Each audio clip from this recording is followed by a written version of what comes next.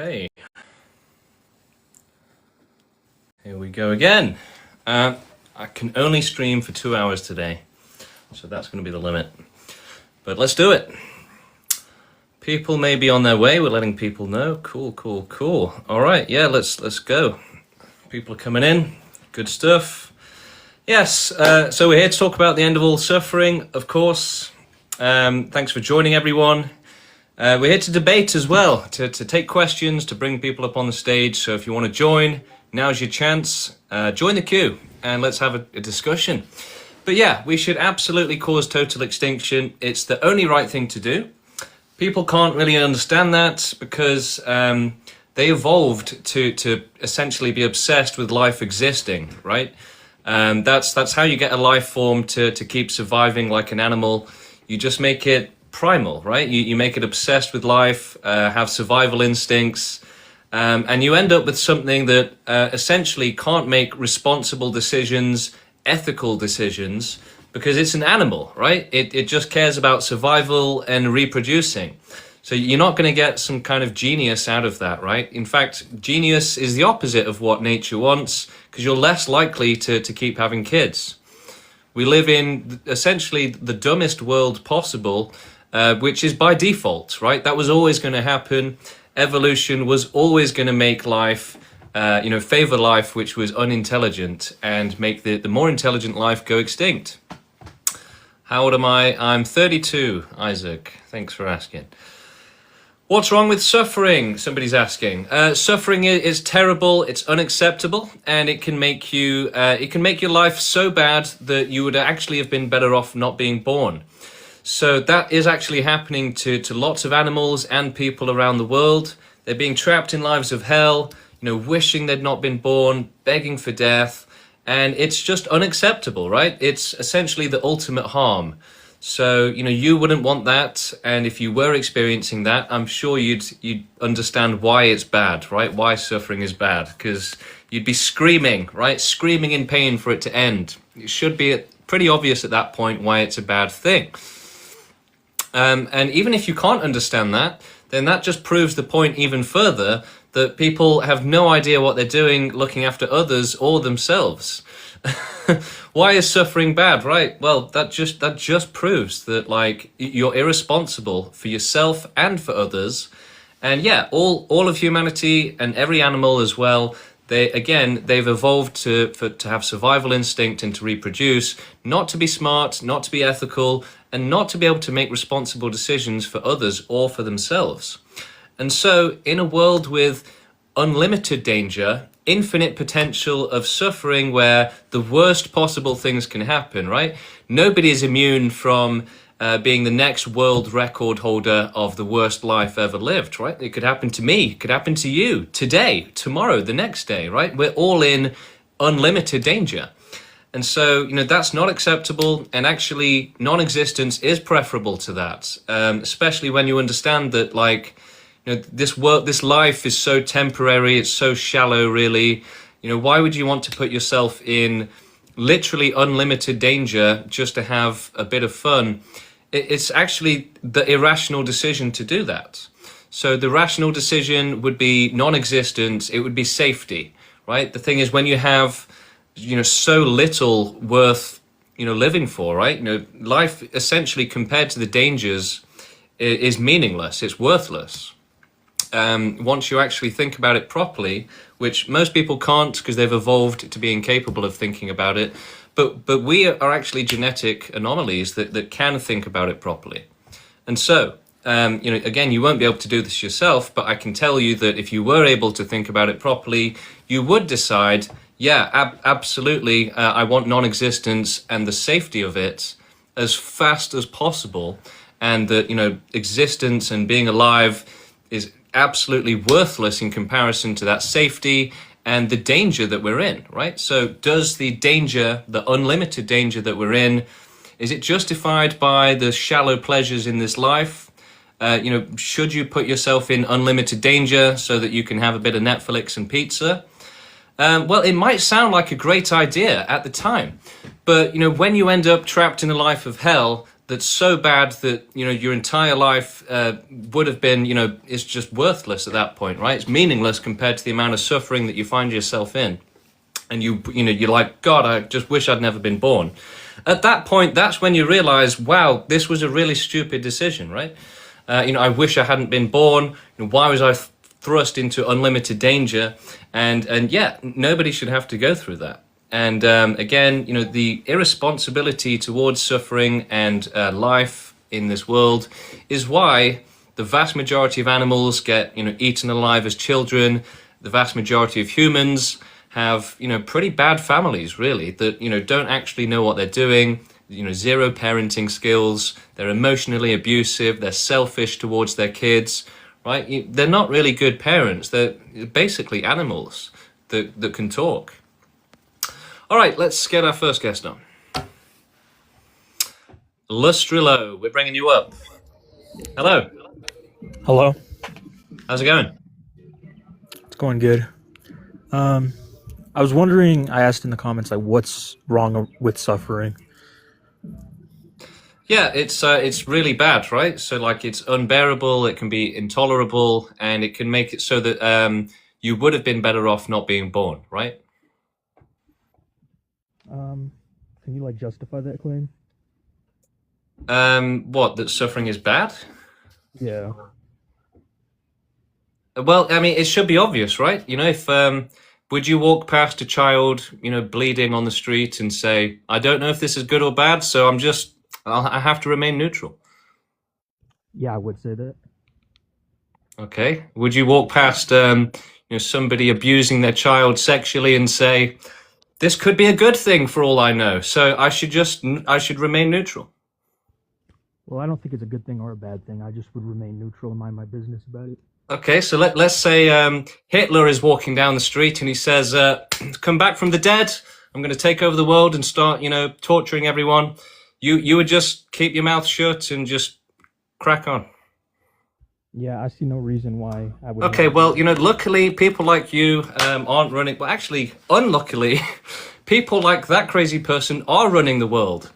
Yeah, I was about to say, wow, thank God crazy people like that aren't running the world, but oh my God, they are. Okay, so that person is an amazing example of how incredibly insane our society is, humanity is, right? Just completely batshit, just insane, like absolutely zero IQ, you know, zero brain, just there's jelly there basically.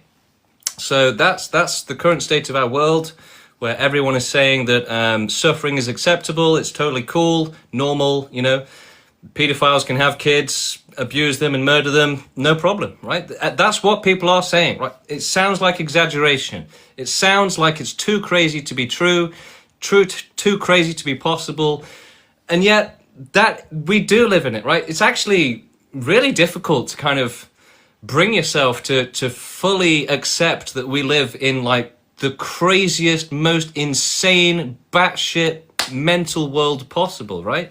It's kind of like emotionally uncomfortable to think that person like you know, people like the last guest that say, yeah, Hitler maybe he's a good person, right? That kind of insane person, they actually run this world, right? They literally run this world.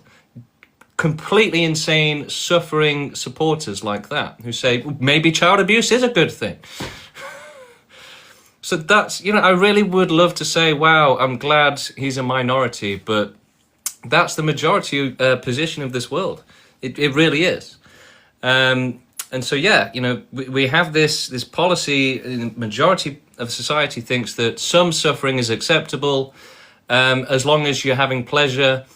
So, like, I'm desperate for someone to tell me how, you know, how in that system you can possibly say that child abuse is wrong. But the thing is, like I'm saying, I'm thinking about this the wrong way, okay? Because they think that it isn't wrong, right? They genuinely think that it's okay. So you can't even point out the hypocrisy to them and say, well, then, therefore, you support child abuse. Because they'll turn around and say, well, yeah, didn't you know that? Like, yikes. Big yikes, guys. We are in yikes land right now, okay? We are in enemy territory. We are behind enemy lines. We are in clown world. We are in the dangerous clown world, right? Left, right, center, everywhere. We're surrounded by people like the last guest that think that child abuse is a good thing, that Hitler was a good person. Like, we live in the most insane world possible, the most accepting of suffering world possible, where, you know, people are like, maybe child abuse is a good thing. Who knows? Like, that's the level of intelligence that's going on in our world. It's insane. We have to fight for a better world than this. This is worse than clown world. I mean, I don't know what else we can call it at this point, but this is like complete batshit mental insanity world at this point, where we're saying that child abuse is okay, that suffering is just not a problem. Why are you even worried about it? Like, you know, how many children are being born into, you know, the family of a psychopath right now, today, right? A pedophile, a sadist, just a crazy person who likes, you know, putting out cigarettes on children. There's probably like hundreds, if not thousands, being born today that are going to have like just a ridiculously bad life. And yet, you know, that's fine. No one's going to speak out against it. No one cares. You know, just, unlimited suffering going on over there. Yeah, that's just life, you know. Well, what do you mean that's just life? There's literally pedophiles with kids in their dungeons, torturing them, stabbing them, right, today, right? Again, it's really hard to kind of accept, to emotionally process that this is actually happening, right? That this terrible, insane levels of abuse and cruelty is happening right now. It's kind of like, no, I don't want to accept that the world is that bad. You know, I don't want to essentially enter through the gates of hell and accept it. You know, I want to pretend I'm still in heaven. Okay? Wake up. We are in the worst of all possible worlds. And it's your responsibility to take action and make it a better world. And, you know, what world is worth fighting for? It's one with no suffering, right? That's the linchpin, guys. You have to fight for a suffering-free world. Otherwise, what are you fighting for? You're fighting with a world with suffering, right? That's part of your plan. Yeah, suffering, good. You keep it part of the plan, right? So how are you going to limit that suffering? You know, what is the limits of how acceptable... You know, how much suffering is acceptable within your plan for suffering to continue? Is there a limit, right? I was thinking about this the other day, okay? And this is one of the, you know, most important things for extinctionism and the ideology, is understanding that, like, the default position is infinite suffering is fine. Okay, so picture it this way. Let's imagine that, like, you know, a random, you know, selfish person, let's say that they now have 1 billion planets throughout the galaxy, right? 1 billion planets, and each planet is full of life, except they're suffering terribly, right? It's just like on Earth, miserable. And yet, this person, the selfish person, gets some kind of benefit from this, right? They get to, you know, it's their home, they can travel, whatever, right? The point is, these selfish people will allow infinite suffering, right? They have no limit, it just doesn't register as a problem. They don't see it as something that needs to be limited, right? It's just like, well, yeah, the worst suffering ever. Why should we stop that? What do you mean? What? No. So as long as we have this policy that suffering is acceptable, you're going to always get just ridiculously bad cruelty as a result. Hello, how you doing? Hey, pretty good, man. Good morning. Yo. Or I think you're in the UK. Good afternoon. Yeah. Yeah, man. Yeah, I don't think that these people, well, maybe I don't know the ones that you're arguing against, but like what makes sense to me is not that just like infinite suffering is something that's totally cool. It's that infinite suffering at the cost of anything being able to exist in the first place. I think that's a line where like most people wouldn't want to cross, right? Because it's like, okay, would you rather have suffering or the ability to exist at all? Yeah, they would rather have an entire universe full of children being tortured as long as it still exists, right? Yeah, I think that... But that's crazy. Like, that's the definition of insanity. I think that like whether they're, and I'm totally leaving like God and that kind of stuff out of it. Like, let's just talk about from a completely secular perspective. There still is something that's like, quote, sacred about life itself, right? At the No, cost no. of, oh, okay, no. Well, no, I mean, that's religious, right? And Oh, there well, is I no use this God, word right? sacred as like, I think it was a really special thing that the rocks and minerals came together and created this Well, single special for cell. who? For you, or for the majority of life who suffered terribly as a result? No, no, special in the terms of before that, it was all just rocks, right? Yeah, yeah, but special for who? It's special for you, right? Do you think the animals being eaten alive are thinking, wow, this is so special? Let me pick a different word than special. I think it was a unique, Okay, but why does very that matter? different Why does thing. that matter? Huh. So I guess you're saying like it Rocks don't because matter. Life matters. yeah, I think that life itself is a pretty cool deal, right? Like the Well, fact that yeah, but that's the same mentality that says, yeah, children being molested, that's cool, right? I think it's a That, consequence of anything in life. And what you're saying is yeah, that so you think because it's it cool. You just said life is cool. And what does life involve? For the majority of life, it's being abused, right? So you think that's cool. well, okay, then if we took a completely secular perspective, like which, look, I don't believe this, but like from that kind of line of thinking, Yeah, I'm sure like slave how owners could you thought say slavery was something's good cool or as well. bad then, right? It's just a bunch of Slave owners thought slavery was cool, right? yeah. So the ultimate evil in your mind is suffering. Well, what could possibly be worse? It's the only bad thing in the world. There is nothing else in this world that's bad that doesn't involve suffering. And so I guess suffering then you're saying like is defined by being bad, right? Like there's bad and there's good. And without life at all, there would be no bad or good is kind of what you're saying, right?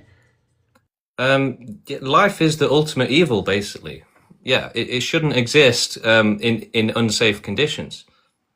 So if there was no life, would there be anything that's good or bad? There'd be peace, there'd be safety. So yeah, it would be good Safety for what and who? from life, from being forced to exist in cruelty. Okay, so existence is a cruel thing. To many, it is, yeah. To most of life. It's so cruel that you are arguing that existence itself is Do you not not worth think it. it's? Do you not think so? Do you think that life is great for the majority of life?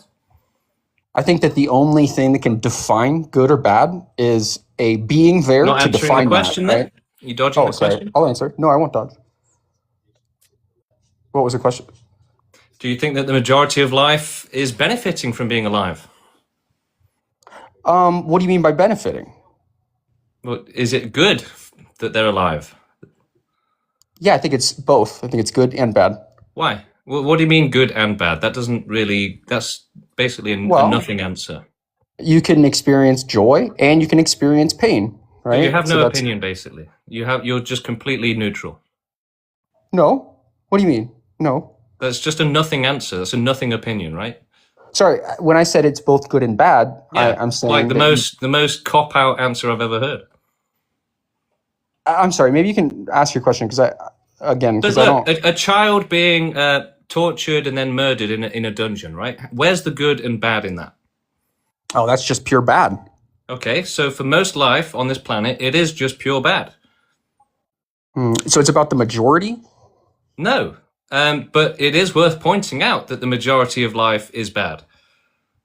But even one life suffering is unacceptable and would be better off with total extinction. Even if a billion people are happy and that they're abusing one child, yeah, that should be abolished. Wow, that's a okay. I mean, that's a pretty severe take, man. Like, Why? But you know, the what's the alternative? That child abuse is okay, basically. It's not okay. yeah. So basically, what you're saying is the only way for life to exist and be justified in its existence would be if no bad thing ever happened. Yeah. Okay, well, I think, and it's hard to get away from this because this devolves into, not devolves, this escalates into some pretty philosophical stuff, right? But like that's the whole thing that like believers of a God think, right? They think that No, it's the God, opposite. who was like originally perfect, like if he was to like create Yeah, no, our something. movement is atheist, so God has nothing to do with it. Okay, hear me out then. Like the thought experiment, not like, and look, I'm not saying I'm Christian or anything. I'm just saying like thought experiment. Like if a God is like perfect and like he at one point existed, or this thing at one point existed and it was nothing but perfection, right? In order for that perfect being to like let something outside of it exist at all, it would need to allow evil, right?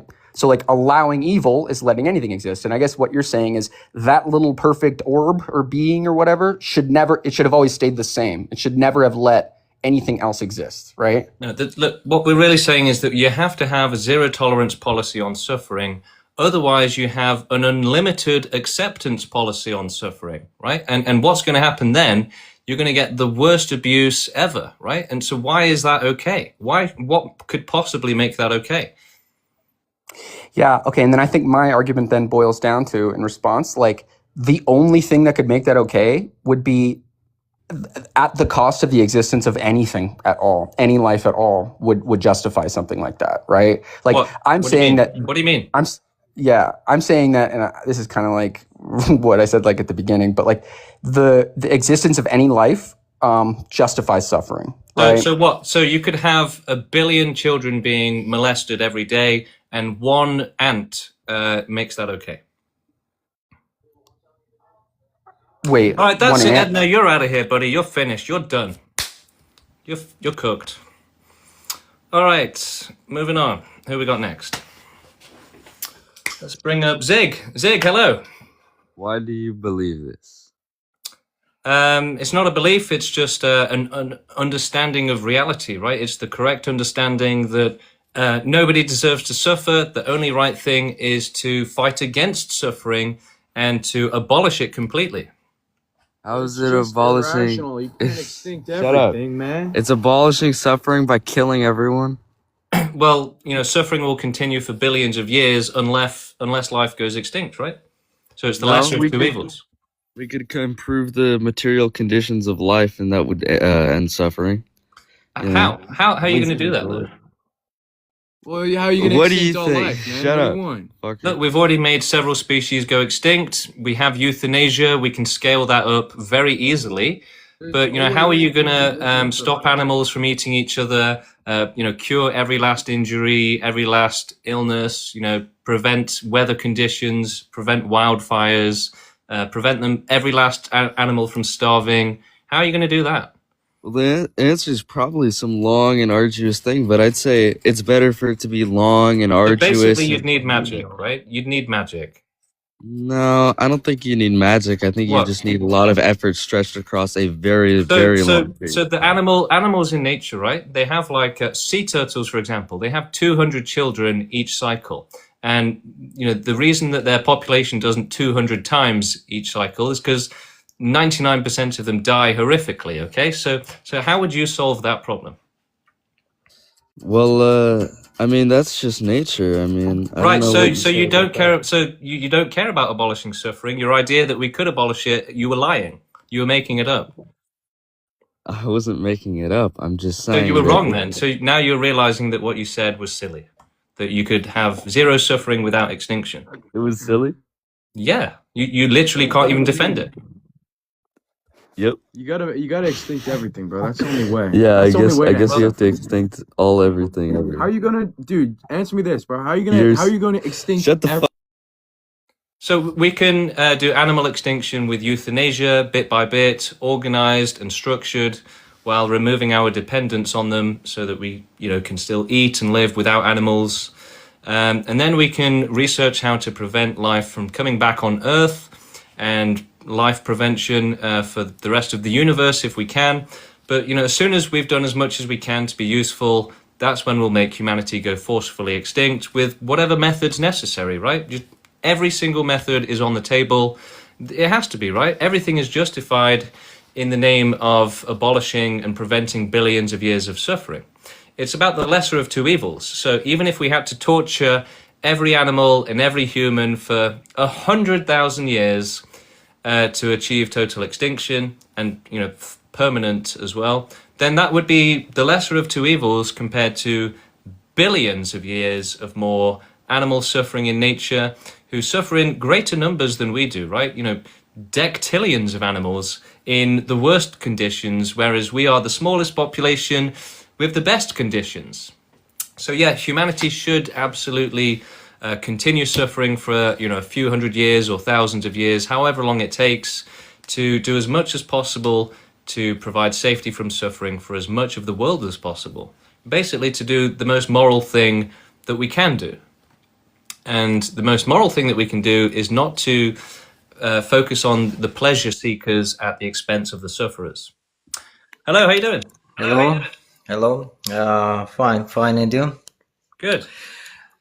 Good. I have just one question. Why do we exist? Nature. It's why? Why do we exist? Why do we Nature. suffer? Like life develops in nature. Just that? Yeah, nature just generates life and suffering. So nature is the problem. We have to get rid of nature. I have no idea how it creates life. Do you have? Yeah, it's complicated. You can watch it on YouTube, right? There's loads of videos from not from me, but yeah, just Google how does life develop. But it essentially life develops usually when sunlight from the sun hits the surface of a planet for a long time, and essentially the dispersion of that energy and that heat requires extremely complex patterns. And you can actually run this in a digital simulation, and essentially life will emerge out of those complex patterns. If there's enough patterns going on, enough atoms vibrating or whatever, eventually they'll start replicating, and you'll see little things just starting to multiply. Do you think that there are another way to live human in another body?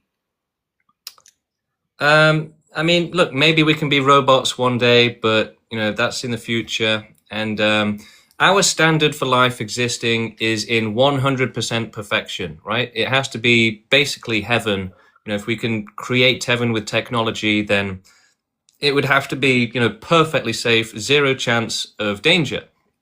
So, until that exists, we're going to prioritize total extinction, total prevention of life, so that there's no life existing in dangerous conditions where the unlucky ones pay the price so that the lucky ones can have fun at their expense. Okay. Do you believe that soul exists? No. No. Okay. Do you believe God or Satan exists? No. No. What is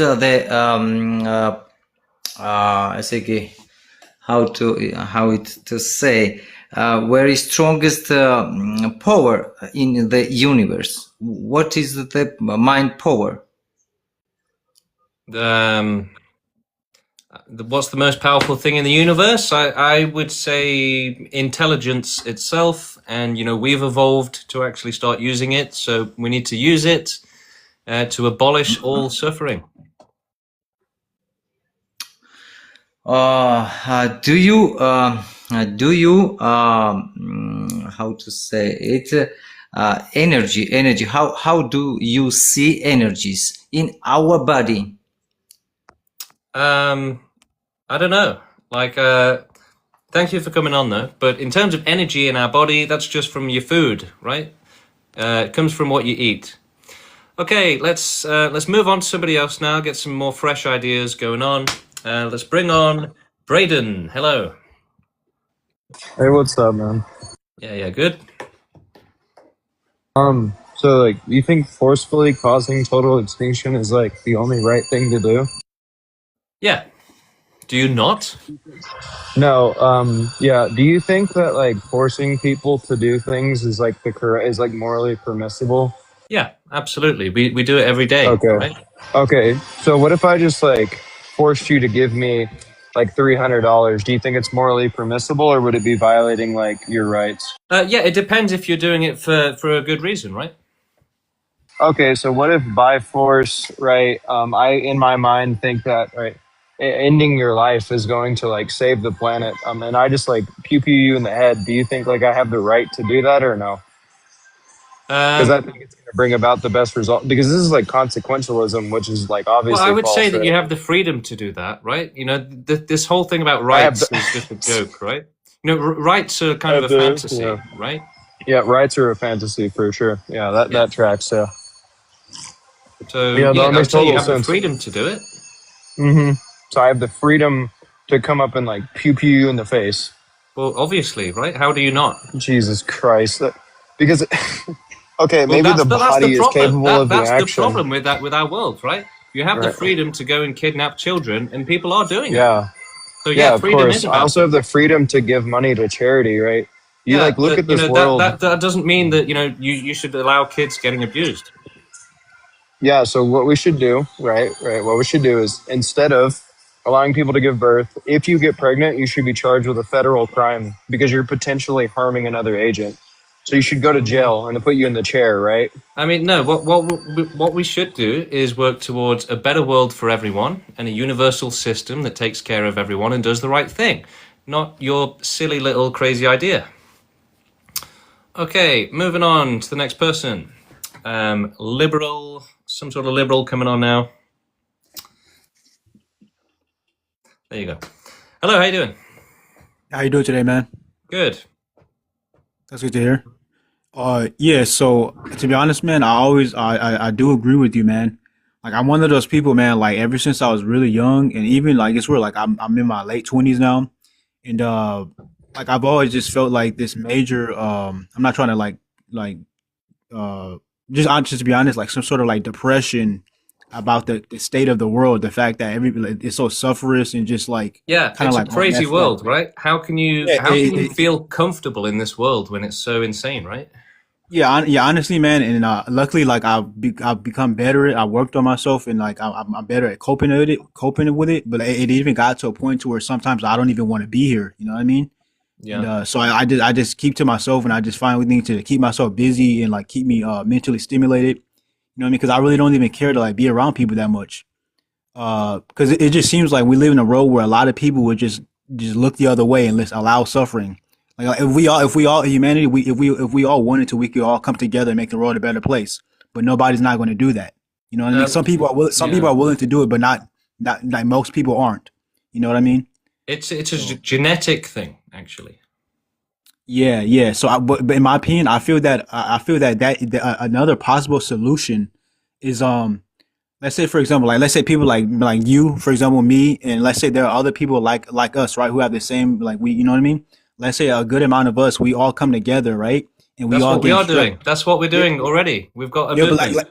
yeah, like seriously, yeah, we gain strength in numbers. We all come together and We're we just already doing that. but That's why I'm doing this stream to get more people yeah, to join.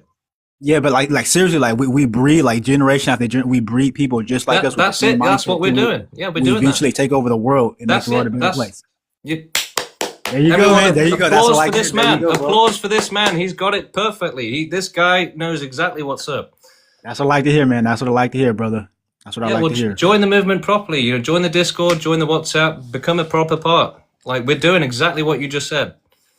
All right, man. I'll see you, man. I'll check it out, brother. All right. Straight up, like no joke, right? You've got it, right? You came up with the only solution, right? The only real solution. That's yeah, we're doing that already. Get on board with us. There you go, man. All right. Thank you for having me up, man. I look forward to seeing what you got going on, brother.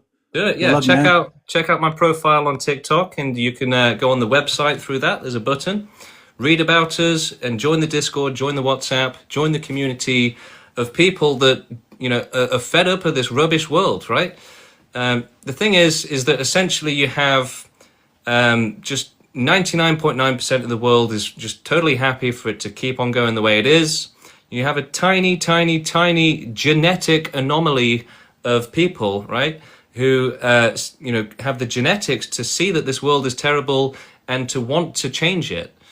and to work towards a perfect world, an ethical world, a perfectly moral and ethical world. But ethics and morality are a threat to life itself, right? You know, a tiger wouldn't do very well if it had ethics and morality, and humans have the exact same biological disability, right? This is no joke. Humans aren't evil just because they're evil, okay? They literally evolved to be this way and to be complicit and to just never be ethical, to never be responsible, never be truly moral, right? To be animals, basically.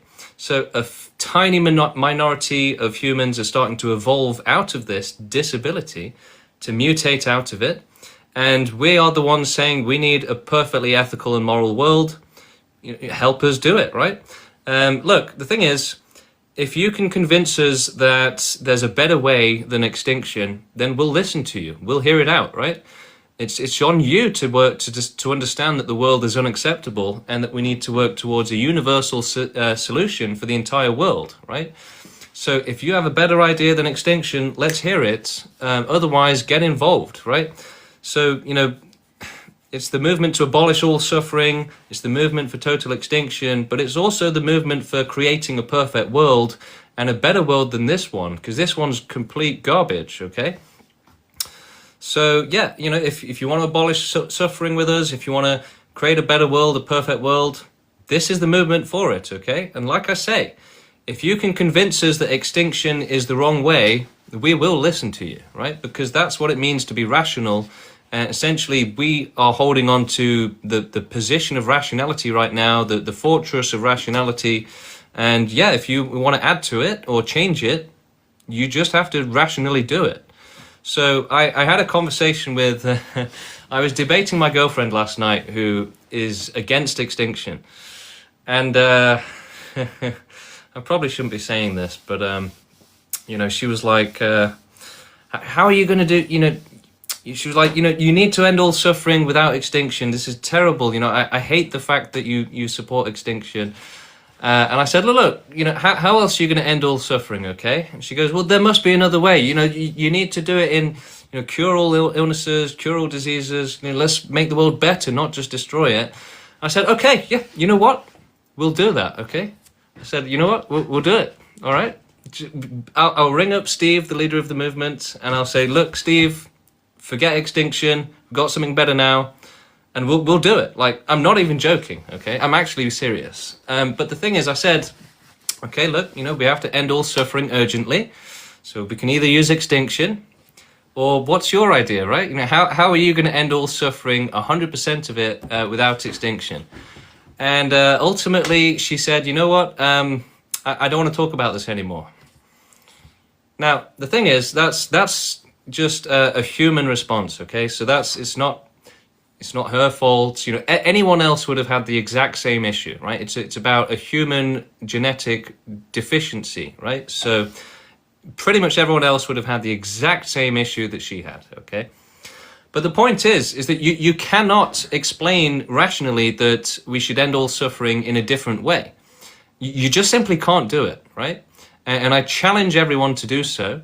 And if you can rationally explain a better way, and a more ethical way, a better way, we will adopt it, right? We just haven't had anyone explain that to us yet. And usually they say, oh, you know, I don't care about suffering anyway, or, oh, I don't want to talk about this anymore, or, oh, go and unalive yourself, right? They can't defend their position that extinction is bad or the wrong way forward, right? There is no other position which is defensible. And if you push them on it, humans, they collapse, right? They can't defend it because it is indefensible. All right, moving on to our next guests. Let's bring some more people up. Jonah coming on now. Hello. Hi, actually, John Lone's husband.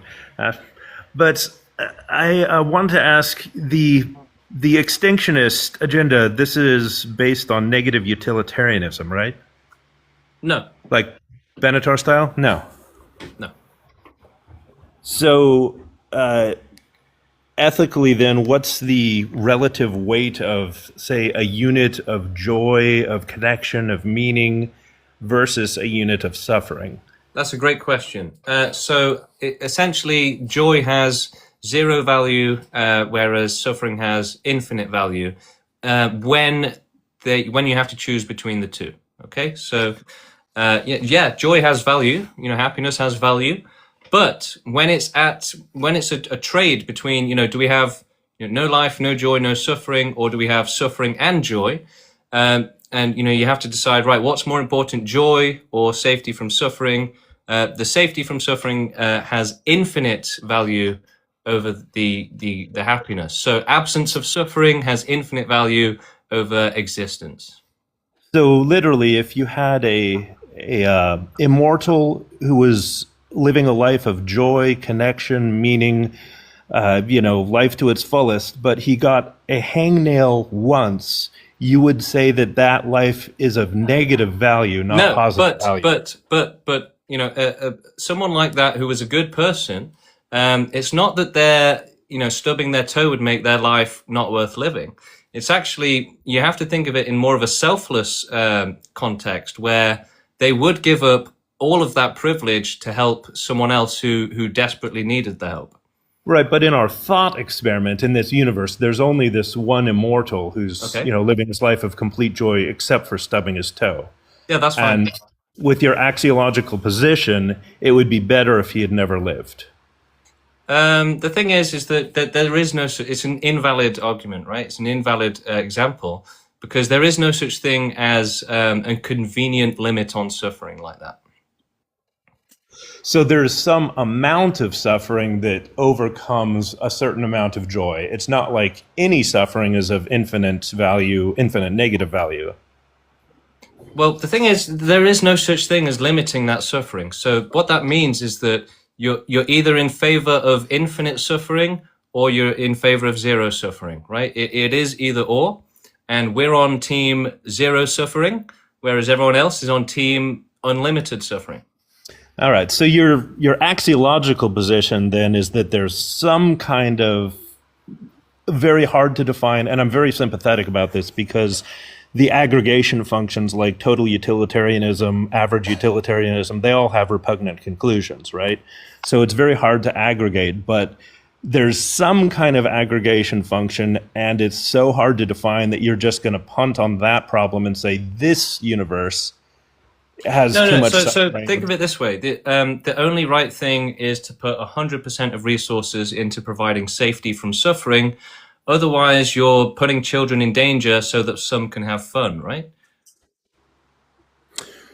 All right, so we're just going to refuse to aggregate then, and what do you mean? Say, well, there is a hypothetical amount of joy which could overcome a hypothetical amount of suffering. How much? So how does? Yeah, that's a great point. So I always ask people this, and they can never ever answer me. Okay, so how much happiness do you need to justify a child being raped every day? So if you start with a huge amount of suffering like that, it's hard to give bounds because human values are very hard. No. So you said that there is a ratio. So how does this ratio work? Well, the ratio is easily explainable with the stubbed toe example, right? If you start with the actual example. Explain the ratio there then. Well, just like I said, I can give a lower bound, right? A stubbed toe is less bad than a long life of joy and happiness is good. Now, when you get to more extreme suffering, I don't know where that shakes out. Well, we do, right? We do. So yeah, your thinking is limited to very simple ideas, right? Your stubbed toe isn't that bad, right? But we have to be able to think beyond that, right? To use more intelligence than just a stubbed toe in heaven, which is a fantasy. It's nothing to do with the real world, right? So we have to stay grounded in reality and not think of stubbed toes in heaven, which that's not happening, right? Where are you getting this from? Well, I'm getting it from 10, 20 from years. Fantasy. You're getting it from somewhere out of this reality, basically. I mean, it's in thought experiment land, which is fairly well. Exactly. So you're not staying grounded in reality is the problem, right? That's it. That is an issue. So if we do stay grounded in reality, then I think you'll find that technological means to end all suffering in the universe is something that isn't really within our grasp right now. That's not what we're aiming for. No. All right. No. So our mission is simply to do as much as we can, right? To cause the most vast and thorough extinction possible. So if that takes us to the universe, then great. If not, then that's a shame, but so be it. So we can at least do Earth, right? Well, I mean, we're all doing our best, right? By continuing to consume energy and, create carbon and all that. But the technology to do this without causing a vast amount of suffering while doing it is a little far off. And I think by the time you reach why? that... What could possibly cause more suffering than life already causes? Well, let's look at you. You're not stubbing your toe right now. If you Jonah, thank you for your time, but you're done, mate. You're finished. You're out of here. Your arguments have just become like water. All right, moving on. Boobaloo coming up. Boobaloo bringing you on. Hello.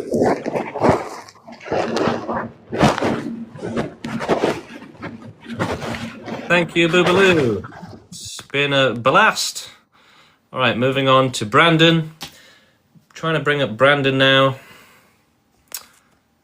Wow, host is stuck in a little Lord Farquaad tyrant complex. Oh, Edna's just sad that they got owned. I mean, Edna was the first guest, right? The one that got absolutely annihilated. Whew. Yeah, I'd be mad if I was them as well. All right, trying to bring on some new guests. The queue's looking a bit empty, so if you want to join, now's a really great time to do it. Let's bring you up on the stage. Let's hear it. Yeah, really, we've got nobody. Oh, okay. Heidi P485. Let's try them. Heidi ho. Hello, how you doing?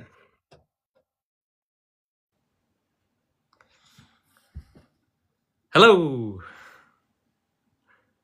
Hello. Okay, Heidi. No sound coming from your end. Okay, so we're going to bring up the one and only person in the queue. Hello. Hello. How's it going? How have you been? Good. Good. Yeah, I was gonna say, with this movement, how do you think you'll be able to convince people who are religious? No. You don't, like people who are religious, you don't think you're about to convince them? No, we don't think we can actually convince anyone who has this disability which makes them suffering blind, basically, right? Makes them irrational. So we're only looking for rational people to join the movement, and that's a tiny minority. It's going to be difficult. It's an uphill battle. It might take thousands of years to get more of our genetics out there, a more empathetic population. But yeah, it's what we're working towards. I don't know about disability though. I don't know, we do. We've looked into it. So yeah, humans are disabled because of evolution. They evolved to be disabled because it made them more likely to reproduce. You know, just think Becky down the street having 10 kids. You know, not the smartest cookie, right? So you're disabled. So everyone's disabled. I would say I'm less disabled, but yeah, pretty much everyone is disabled. Because they don't agree with your movement, or in your words, they can't grasp stuff. Well, yes, but also it's easy to see, regardless of that. You know, just look around the world, right? It's complete crazy, right? It's just insane. We live in the craziest of all possible worlds. So yeah, it's obvious. Interesting. Okay, so it's all part of the same thing, right? It's all part of the same thing. So the people who are religious, right, who are higher up in in terms of social dynamics, in life in general, you think you'll be able to still have more influence than them eventually over time, not now, in a few years? Yeah, I mean, we might be able to outsmart them because, I mean, religious people, right? Yeah, we can probably outsmart them. We can outdo them. We can just get rid of them, right? Humanity 1.0 is the old guard. We're working towards humanity 2.0.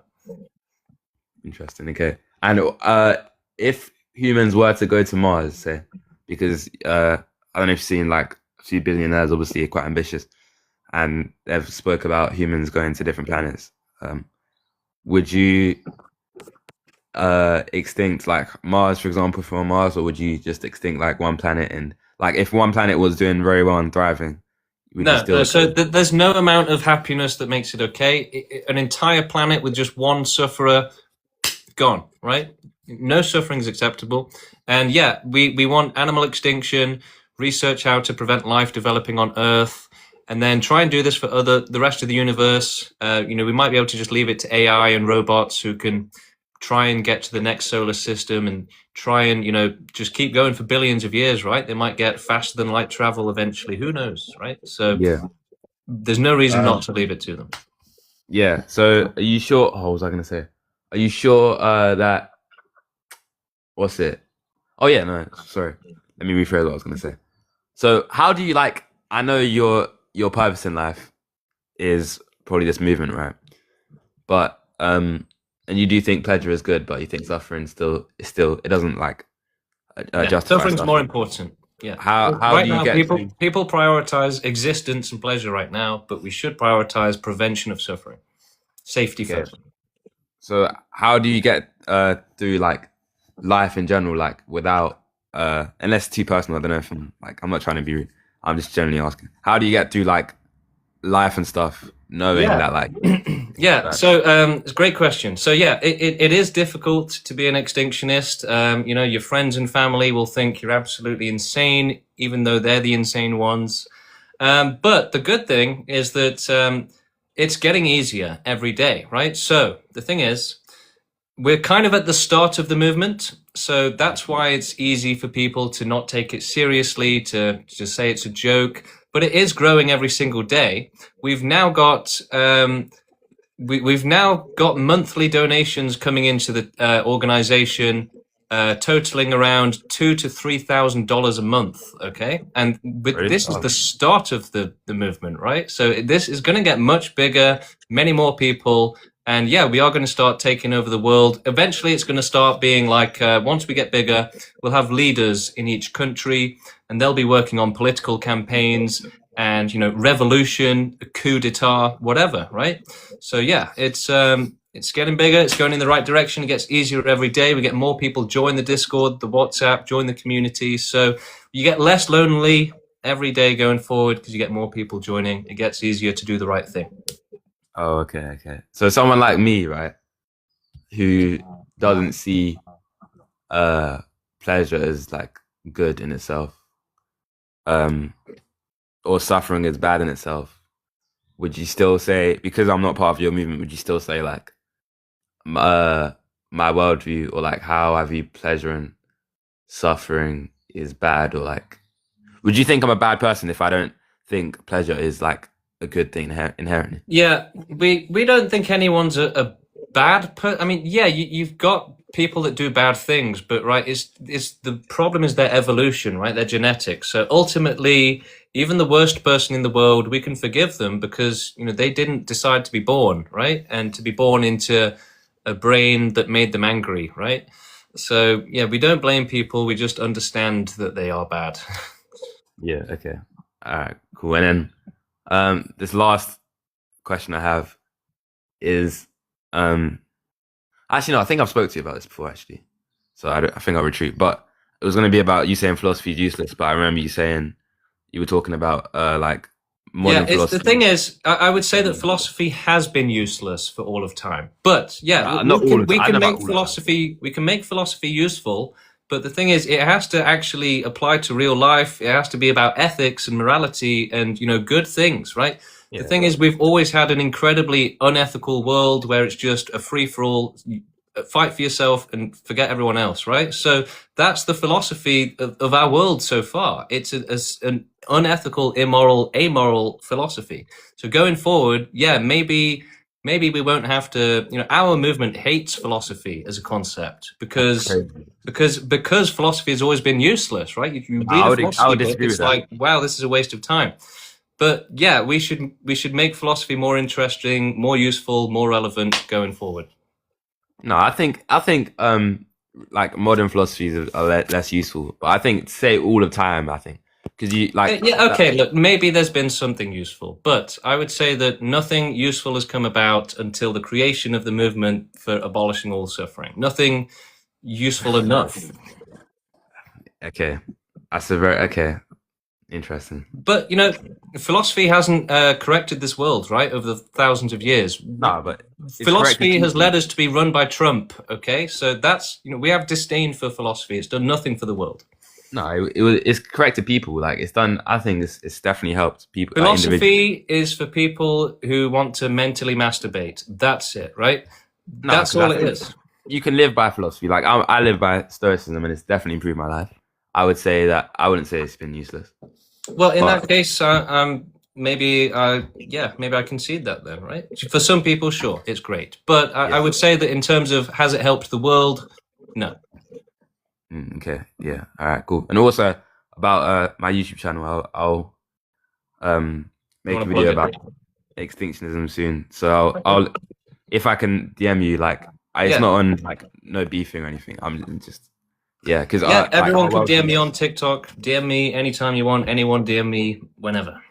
Yeah, cool. Because our worldview is very like opposite. Like it's literally the exact opposite in terms of like how you see the universe and stuff. So it's quite interesting. Find it. If your philosophy was ancient school, the rivalry between the philosophy I live by and your philosophy would be like very good and interesting.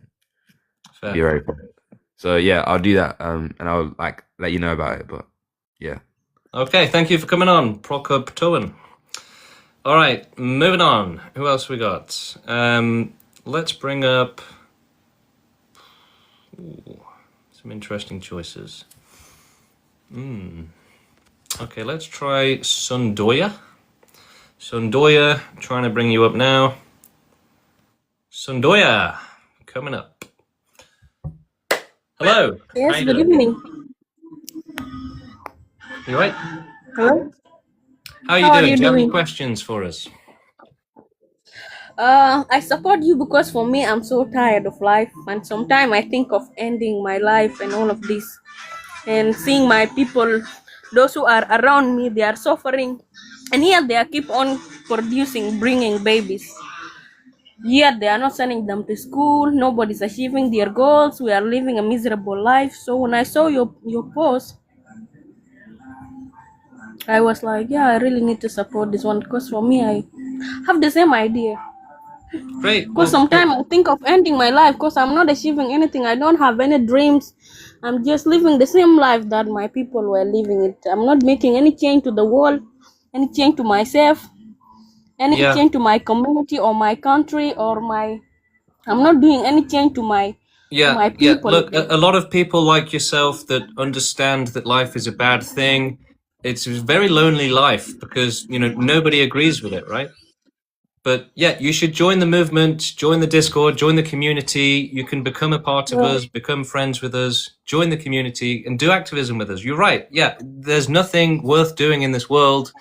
But now there is. Now we can actually fight to make everyone safe, to abolish all suffering, to provide ultimate safety for all, and fight for every last victim, right? Total extinction is about making sure that there's not even one victim, okay? It's caring about every single victim and saying we will not stop until we've made everyone safe.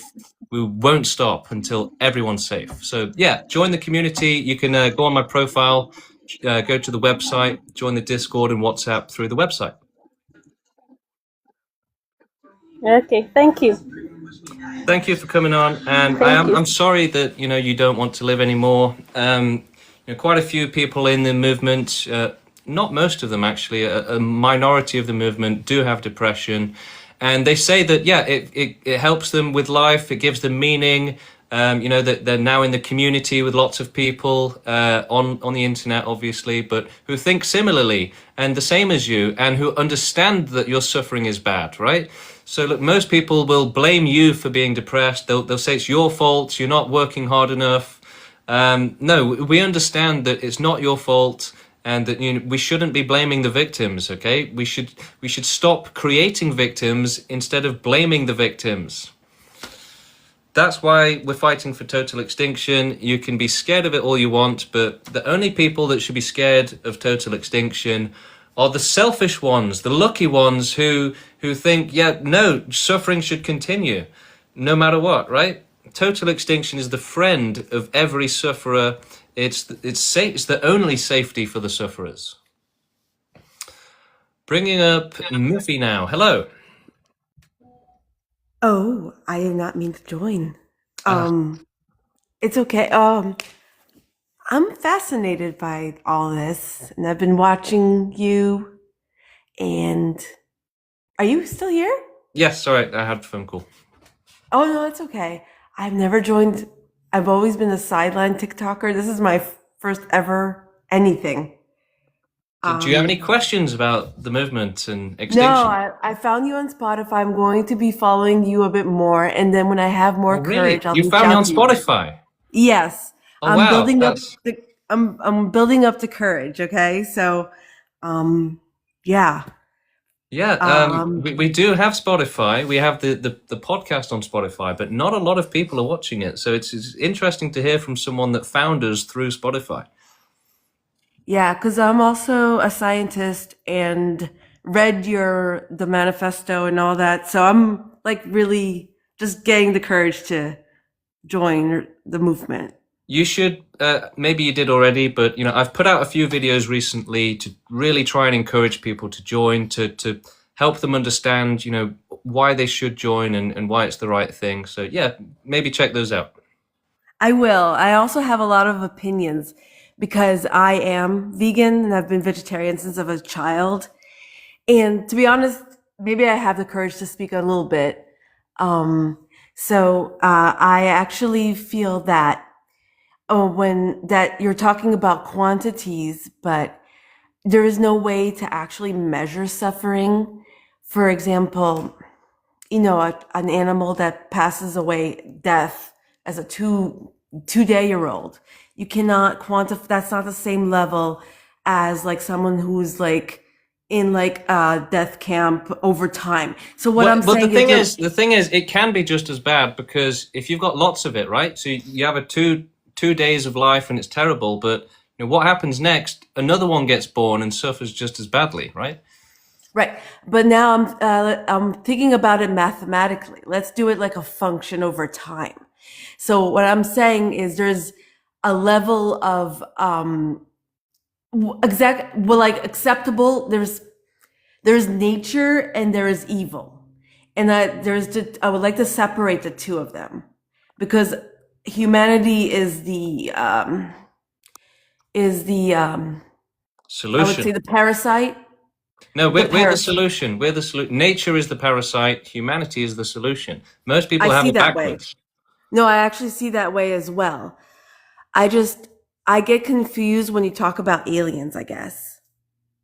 Yeah, I mean, we've done the science on it, and the universe is most likely going to be full of life. Okay, contrary to what most people think and believe, it actually will be full of life. And yeah, there's no reason not to try and do universe-wide extinction. Look, it could be something like, nuking the atmosphere of other planets so that they don't get sunlight and don't develop life. Who knows, right? It's probably going to be something more complex than that, better than that. But that gives you a general idea, right? That we can do something. And look, if we can leave it to AI and robots for billions of years, then we can leave it to them. So actually, I do think we are actually closer to extinction than you think that we are with what's going on with data centers around the world, resources. I don't know if people have seen it on the news, but towns in America just have sludge for water. We have the fires now. There is a new thing called so that doesn't create total extinction, right? Like the last asteroid that hit the planet had the power of 1 billion nukes, right? We don't even have 1 million nukes on this planet, and it still wasn't enough to cause total extinction. So I see. Okay, so you're talking about going from really high up, not ground movements like pockets of activism. You're like thinking about. No, our plan is to take over the world and to start carrying out total extinction. There's no other way to do it, right? You can't We're not talking about releasing a virus or pulling an asteroid to smash the planet. We have to take power. There's no other way to do it. Like it's impossible to do it otherwise. You can't have the planet being run by criminals and politicians selfishly. You can't do that, right? Yeah, I understand. I understand that you can achieve all of this. I'm just wondering how you're going to get away with the elite of this planet, because they're not going to like you and they're going to find a way to stop you.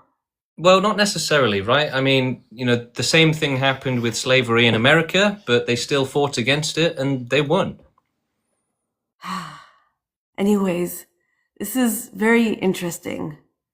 I hope you don't get stopped, but I don't know. This is I am a nihilist as well. So this is very philosophy, not philosophy. It's not philosophy, it's action. Yeah.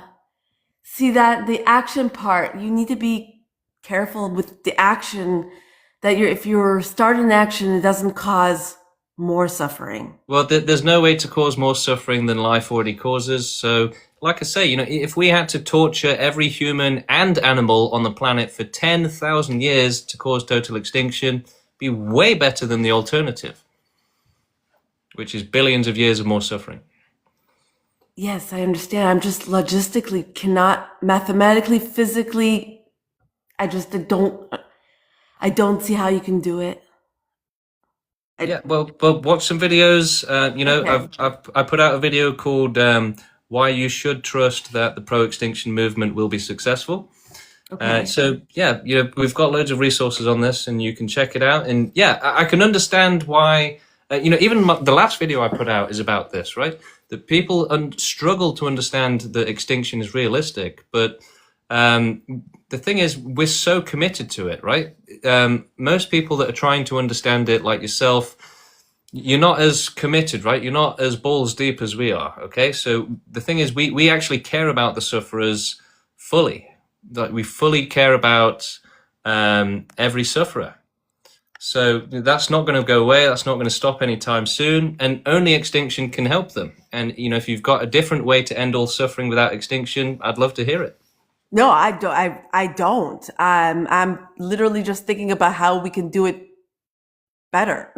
So that's why, I don't want to say more because, I don't want to trigger anyone. But thank you so much for talking to me, even though it was my mistake. I didn't realize I was trying to like it, but because I'm new on TikTok, I didn't know what I was doing. That's all right. And this is my first ever interaction ever. I cannot believe I did this. This is really intense, but thank you everyone for your patience and listening to me talk. And thank you for your time, James. Thank you, Miffy. And check out the website. There's a button on my TikTok profile.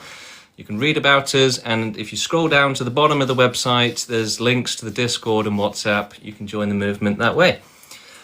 And you can, you join the Discord, you can talk to me and the rest of the team. There's loads of us activists. I didn't even start this movement. I'm not the leader. I'm just one leader of 3. Pink Cloud, hello, how you doing? I'm doing great. Thank you so much. I just want to say thank you for the work that you are doing. And I have been educating about 4B movement for about 3 years now, the 4B. And I am the 4B, which is the no sex, no dating, no marriage, no kids, because it aligns with the pro-extinction of anti-suffering. It's all about not suffering. So the thing is, I have to explain something to you. Actually, we need humanity to keep reproducing temporarily, because the thing is that if humanity goes extinct, then animals will suffer for billions of years. So we need humans to keep reproducing a strong and powerful humanity until that's okay. That's probably the feminist in me that is saying it's better to just naturally select all away. It's not going to be a reality. People are still going to reproduce. People are still going to breed. Yeah. So that's not even a thing. It's not extinction long term is not even a thing. It's just a thought, right? No, so if But you're the thing thinking with about anti-native,4B, if you the do thing it about anti, 4B is that it's more protecting women and children as well. so yeah, but it does nothing for animals, right? And they are the worst Right, and I sufferers. understand, and I love the whole animal concept, of course. Animals aren't a But if concept; they're, they're but real beings. no, I know that, and of course, but you have to understand that if there are no humans, then the animals will end up dying as well, Why? and that's extinction. How? How what? How would the animals end up going extinct? How are they gonna feed each other and things like that? Grass. They don't all just eat grass only. A lot of them do. Well, good for them. So how are they going to go extinct? Well, I was here to say thank you for the work that you're doing. That's what I came up here to say. Okay. That's all.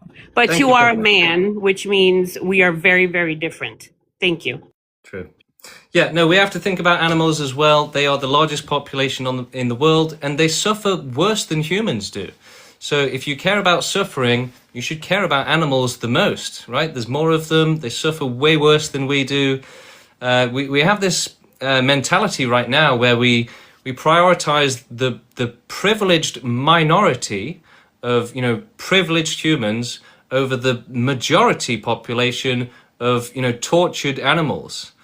So our society, our culture is upside down, backwards, left to right in so many different ways, where it's like literally, it's like a 1-0 binary switch, right? Suffering's acceptable. No, it should be unacceptable, right? Animals should suffer. No, animals shouldn't suffer. Right? Everyone's got everything upside down right now. It's crazy.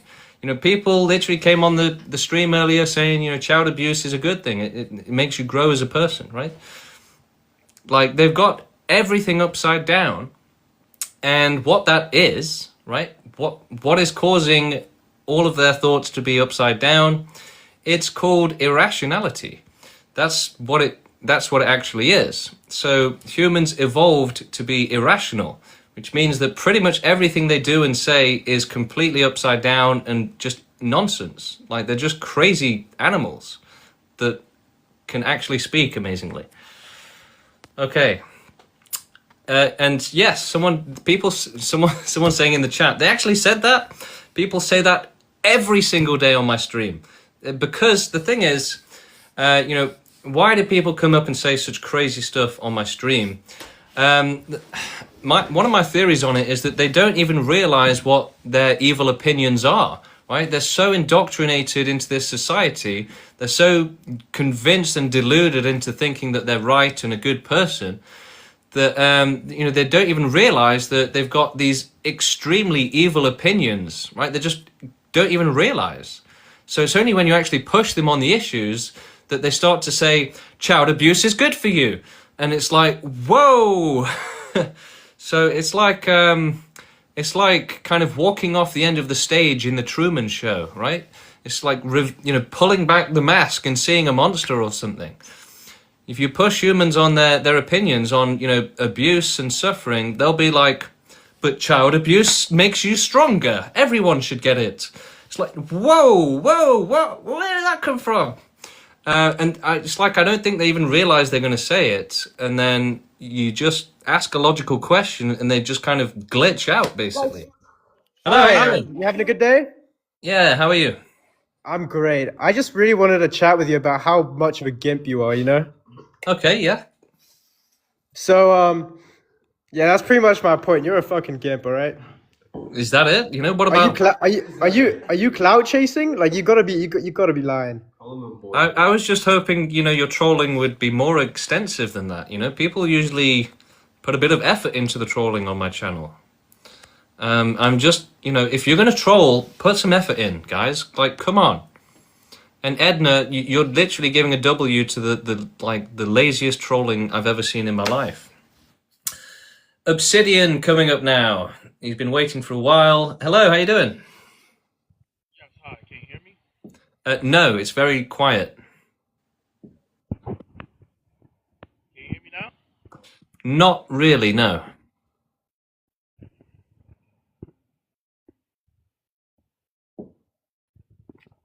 Try again. How about right now? We can barely hear you. It's like 10% volume.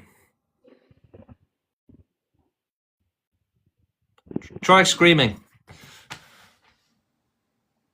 Can you hear me now? Can you hear me now? Yeah, just let's hear your question. So basically, I ran into you just a minute ago, and I agree with everything you're saying. The human race right now is in a bad direction, in my opinion. The animals are in a bad direction. We as a society are in a bad direction. You know, and it's unfortunate. I've been thinking about this since I was 15 years old. I said the best way to end this is if everything ends. It's the only way we can be free from this prison planet. This is a prison. This is a prison planet. Yeah, we were designed but we to need come active here. solutions. You've had Ephilism, you've had prisonplanet.com, whatever, but no one's got an active solution, right? That's how we're different, right? Gary Exactly. Amendum, creator of Ephilism, he said, don't do activism. He said, I will never speak out and actually take action for the victims. He said extinction would be bad, right? Exactly. Yes. So we have to take action. We can't just make videos crying about life. We have to say, look, here's the problem. Life is bad. Here's the solution. We have to come together, form an organization, and do something about it, cause total extinction. And you can say it's a joke and laugh about it, but if you actually care about every last sufferer, like we do, then extinction is like the holy grail, basically. It's the end of all suffering. When the movement approached me and said, you know, we need you to join, end all suffering with us, I said, wow, how can I help, right? Yes, it's actually the purest thing. People think this is crazy. Oh, you're thinking about suicide. No, we're thinking about freeing you from suffering. We're not meant to come here to suffer. We're meant here to enjoy each other, to praise each other. But this is not happening because we're in a system of control which is destroying us. So the best option to end everything is to end everything. That's how I see it. That will free us into the Holy Spirit. That's how it is. But people don't see it. We're being indoctrinated by wars, religion, politics, finance, all this BS to distract us. It's all a distraction. Yeah, it's all selfishness. It's all selfishness. Yes, exactly. So in my opinion, when I saw this, I was like, my God, there's a guy out there who thinks just like me. And it's hard to talk to people. They don't get it. They said, oh, you're crazy. You're not crazy. You think you care about human beings and life, animals. You just see the suffering and you're saying, you know what? The best way to do this is to end it all, and that will free us. That is the Holy Spirit right there. That's what people don't understand. So I agree with you. I'm definitely going to join. You got a new subscriber. I will definitely look at the proextinction.com. That's all I got to say, brother. We'll speak again. That's it. Thank you for coming on, Obsidian. Great to meet you. And yeah, you know, it's obvious that we live in an incredibly unethical world, a terrible world. And yet most people are just cracking on with their own lives and, you know, letting the world be rubbish, right? It's like, you know, I used to get letters saying, you know, you have to vote, you have to vote. I never did it, right? I never voted. I've never voted in my life because I always just thought like, this is garbage, right? You know, what is my vote going to do? Nothing, right? So voting is like, it's like a dummy for kids, right? It's like false hope that you're actually doing your part, right? It's an amazing trick, basically, right? Oh, you just have to vote, and that's it. Don't get more involved. Let us just keep, you know, fleecing society and causing suffering. Yeah, your moral obligation stops at one little vote that you do once a year or once every 4 years or some shit, right? No, your moral obligation is complete and total. It's 100%. You need to give up you need to give everything. There's no way to be a good person and say that there is nothing that will motivate me to actually take action and help others, right? There's no way to be a good person and to be completely against ever taking action and doing activism, okay? So look, activism, that's what it's about. That's what separates the sheep from the people that aren't sheep, right? The sheep will just never do activism. They might cast a vote every few years. That tiny action is the most they will ever do, right? It's not good enough, right? Because that's all you'll ever do. That's why we live in the worst world possible, right? If people weren't such sheep and were actually getting involved and trying to figure out, what's right for the world, then we'd have so much better of a world, right? But everyone is leaving it to Trump and Epstein. Everyone just says, no, just let Trump deal with it. Epstein might need a few kids, but he's running the world, so it's fine. We can give him a few kids because I don't want to do it myself. I'm busy with Netflix, right? Let Epstein do it. That is the exact situation we have right now. Let the pedophiles run the world because I can't be bothered to do it myself. And they are doing it, right? They're very happy to take that opportunity from you. So how can we solve this problem? Well, get it through your head that until you decide, okay, I'm not going to be a sheep anymore. I'm actually going to help the world and do something. Do as much as I can to help the world. That's it. You're just giving the world to Jeffrey Epstein, right? Just handing him the keys to the school. So wake up, people. All right, let's see who else we got. Going through the queue now. Going through the queue. We've got Kansei coming up.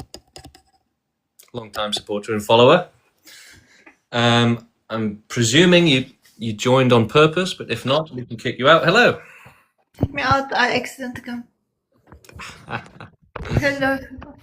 You joined by accident, are you saying? Then I'll kick you out. But always nice to see you. And always nice to see you following the streams. Let's see who else we got. Are you avoiding me? I'll bring you on next. Hello, how you doing? Hello. Hello. Hello. Yeah, I'm shocked that I joined, but so you suggested that humans need to keep reproducing like temporarily, but if we take over, so like with this pro-extinction movement, will we need to like create equal society for at least humans? Yes. Yes. Okay. That will be like socialism or what? Yes. Oh, okay. That sounds great. Thank you. Yeah, we should absolutely make a perfect world. Now, it's an interesting topic to talk about, right? And really interesting, really deep topic if you go all the way through it.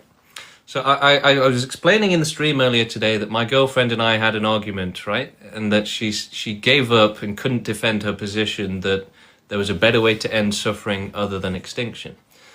But her kind of argument was that don't lead with extinction.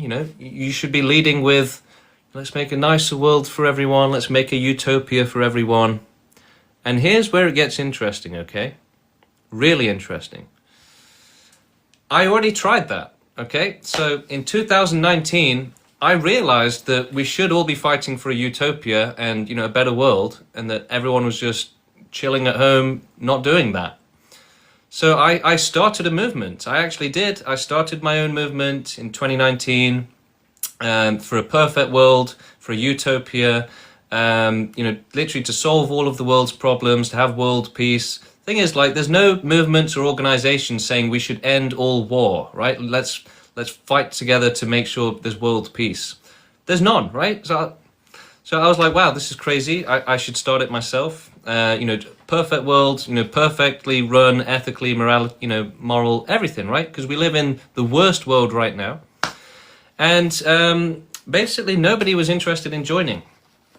And interestingly, it's actually a really interesting psychological phenomenon, which is the cause behind all of this. If you're interested in learning about it, DM me. But yeah, basically, people are even less interested in utopia. So people are actually more interested in extinction, and it's kind of to do with the limits of human rationality, basically. Yeah, so we don't lead with the whole, let's go for utopia, let's make a perfect world. But the thing is, like, that's only going to attract selfish people, most likely. And there's just not a place in the world for that anyway, even though you'd think there would be. So the most important thing in the world is not creating utopia, it's safety, right? So that means we're leading with safety, we're leading with help the sufferers, defend the sufferers, because that is more important than having a happy world, a happy society that's still a meat grinder, still got animals suffering. So, we don't really want to run on that. I mean, we are kind of, promoting the fact that, yes, while we're doing extinction, we will make the best world possible. So, yeah, could we lead with that? Maybe. But then, how many people are going to join up? How many selfish people are going to join that movement and then say, oh, wait, you also want extinction? Well, then, no, I'm not bothered. So the thing is, yeah, it looks like at the minute, there's no rational people doing anything for utopia, but all of the rational people are fighting for extinction because, again, it comes down to pleasure and suffering, right? The irresponsible, irrational people in this world are obsessed with pleasure and existence, whereas the more responsible ones understand that this world is effectively hell, where every life form being forced to exist here is being tortured, and that it will just keep happening, right? So making heaven for the lucky ones when you're in hell and you need to be helping the victims of hell, that is unethical, right? So we don't want to appeal to selfish people in hell. We want to appeal to the nice people in hell who are going to help everyone else. The selfish people, they're not helping already, right? So just saying, oh, more pleasure for you, my lord. We don't care about their pleasure, right? Anyway, there's more to it than that. It's a really deep and complex issue. Hello, how you doing? Hey, how you doing? Good. Yeah.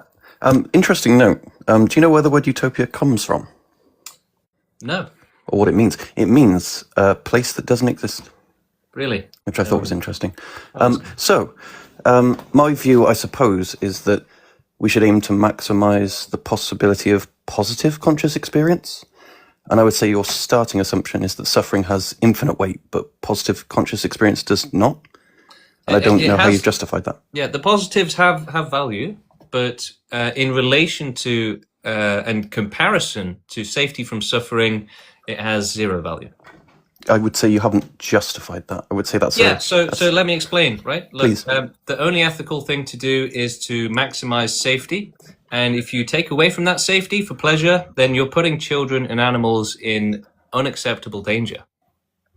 I would say you have work to do to explain why it's unacceptable, if only because it's a starting position. That's the thing, is that everyone constantly comes on here and says, please explain why child abuse is bad, why it's unacceptable. And it's like, look, if you don't understand that child abuse is unacceptable, then you're never going to get it, right? So I'm not going to explain it to you. Sure.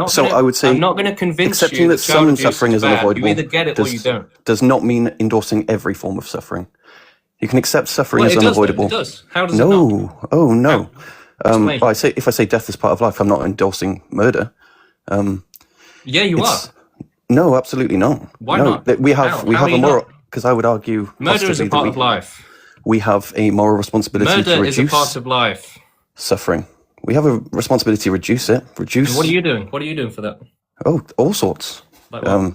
Giving to non-profits. The work I do is in reducing suffering. I'm a therapist. Okay, so, but why do we have an obligation to reduce suffering but not to abolish suffering? Because without it, there's no experience. And as I say, so you're saying that some suffering is okay if we get some pleasure, right? So if that's the case, then why is it wrong to molest children?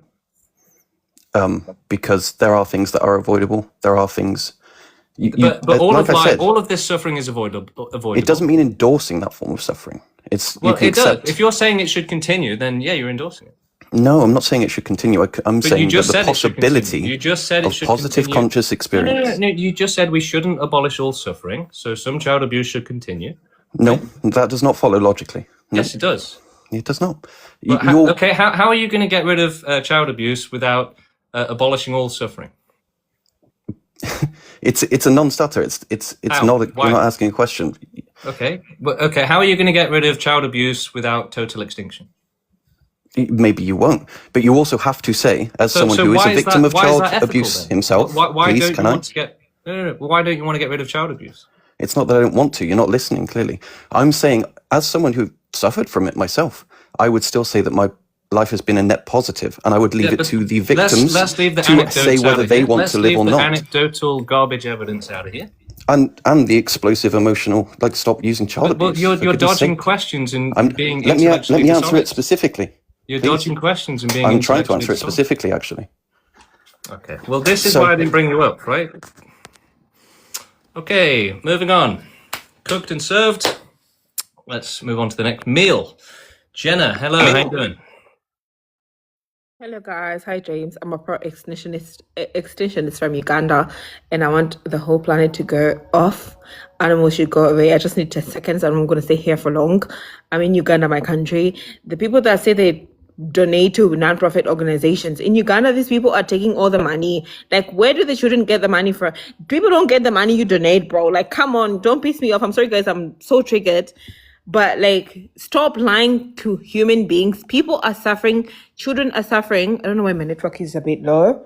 It was supposed to be okay. I don't know if you guys can hear me. But like, guys, please don't. Human beings don't deserve to be on this planet.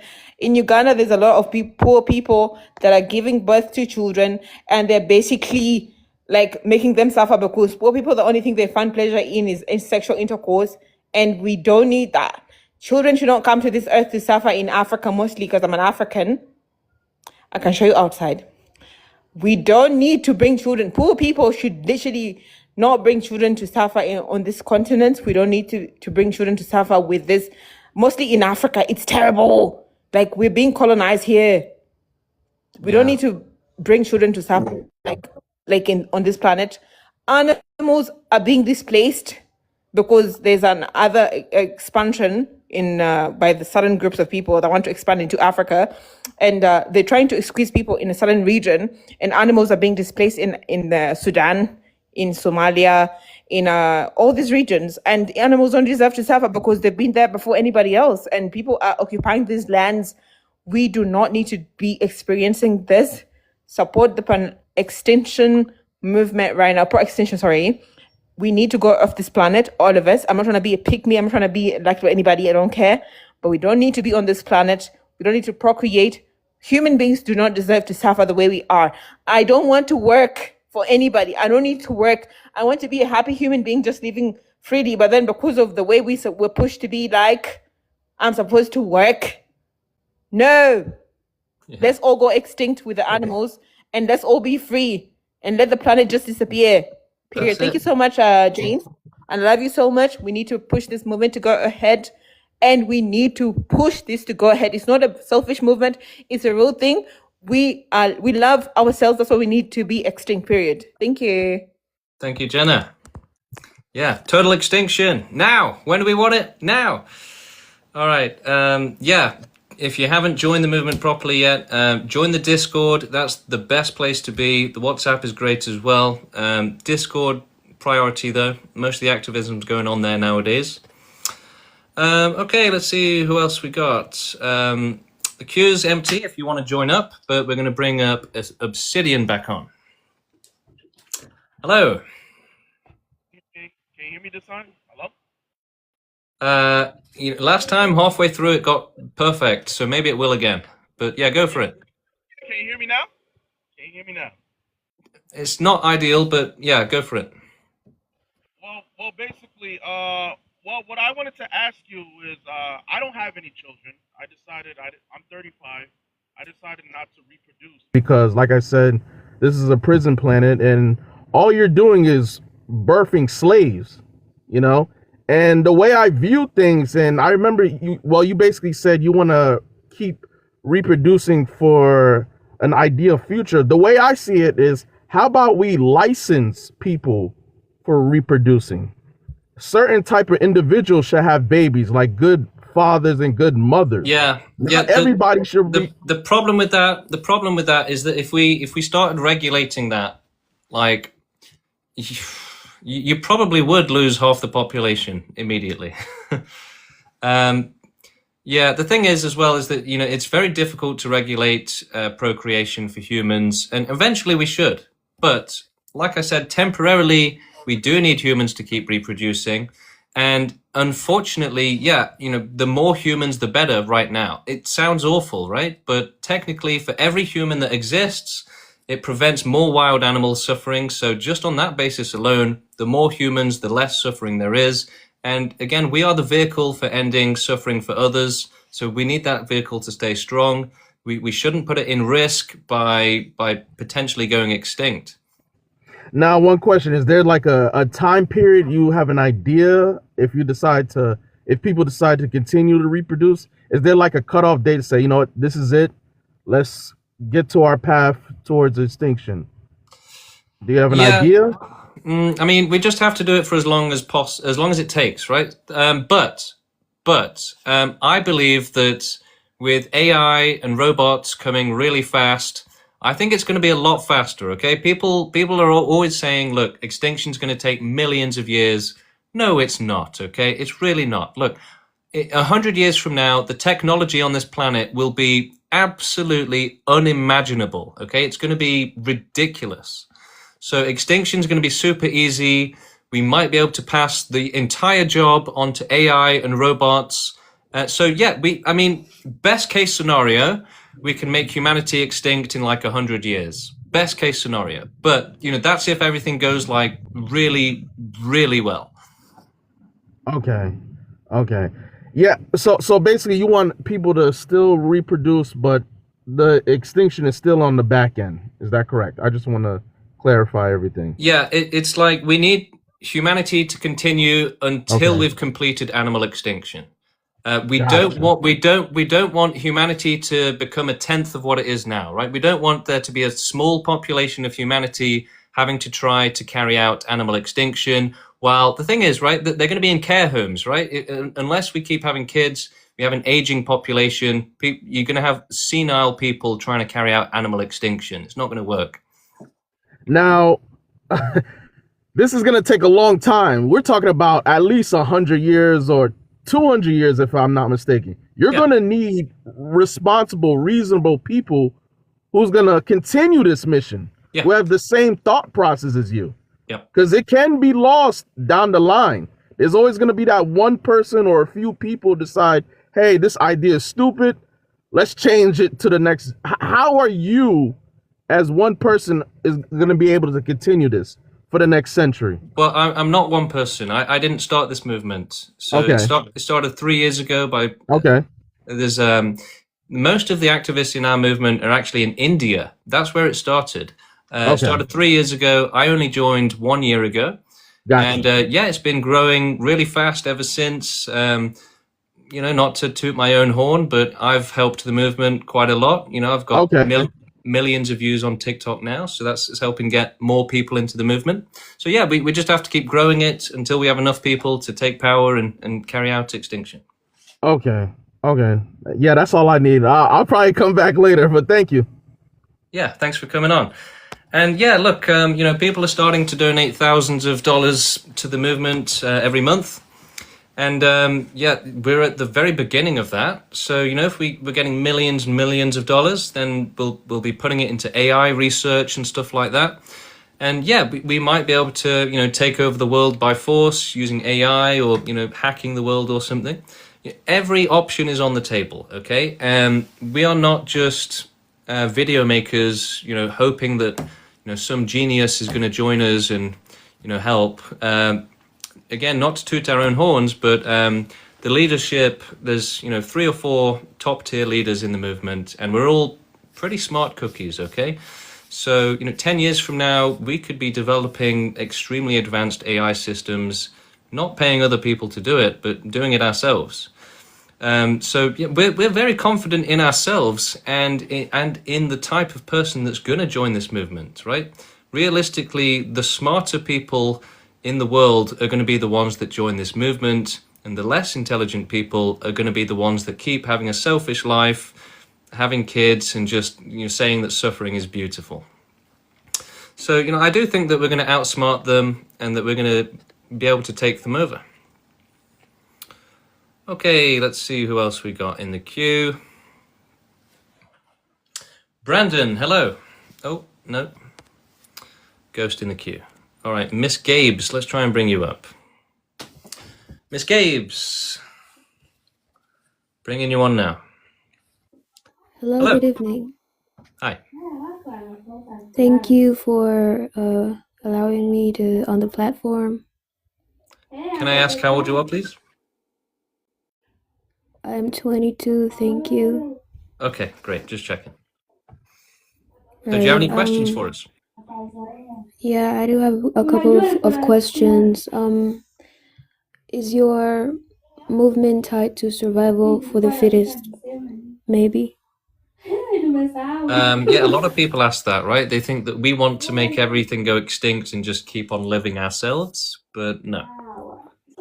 Is that what you're asking? Yeah, cause mostly the weak are the ones that get to suffer, and the strong, quote unquote, they get to live the good life, you know? Yeah. Survival of the fittest, that's the way the world works, but it's kind of like survival of the most selfish, really. It's a very bad system. Right. My second question is about I heard you mention that it's going to be something that is gradual, your movement. But then you said that nature is the one that brings life, and I'm so concerned because it is by maybe the sun, maybe molecules are created. Can you help me understand that theory a little? Because it means that as long as the sun exists, then there's not going to be extinction in forever. So Well, we might be able hope to so. block out the sun, so that's one good possibility. Right. But yeah, think of it this way: we have millions of years to develop the technology to make it possible to prevent life from developing. Right? We have billions of years to do that. So we got the internet 30 years ago. Imagine what our technology will be like a million years from now. It'll be easy. Extinction will be a piece of cake. Right. My third and last question is about animals eating other animals. I think it's the same pretty much to anyone who's anti-vegan. I'm not a vegan myself. I'm just saying, if you can kill an animal to eat it, then a lion can kill a deer to eat it. I think it's pretty much the same thing. So, can you help me understand the concept of animals and anti-veganism and anti-natalism? Yeah, it's all the same. Vegans and antinatalists and humans in general, they think that the only suffering which is bad is the suffering that they themselves cause. So that's why they won't have a child. That's why they won't eat meat. So they think that causing suffering is bad, but they make the mistake of thinking that allowing suffering is okay and that it's just causing suffering that's bad. But by that logic, you can walk past a child abuser, attacking his kid and just say, well, I didn't cause that suffering, so it's okay. So allowing suffering is just as wrong as causing suffering because the victim suffers just the same, right? They don't care if you caused it or allowed it. They suffer just as badly. So to say that, oh no, I'm better because I don't actively cause suffering, it's better for you because you feel less guilty. It's not better for the victim of suffering. Right. It's about it's mainly about like motive.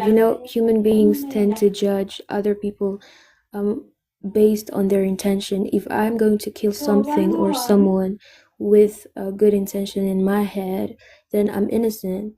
But when I look at someone else doing that, it's going to be wrong. So I think I get that point clearly. I'm also curious about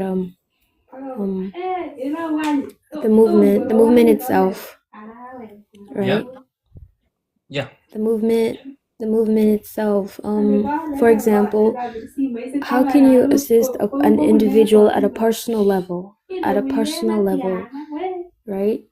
You, if I were to meet you, James, like personally in person, like how would you,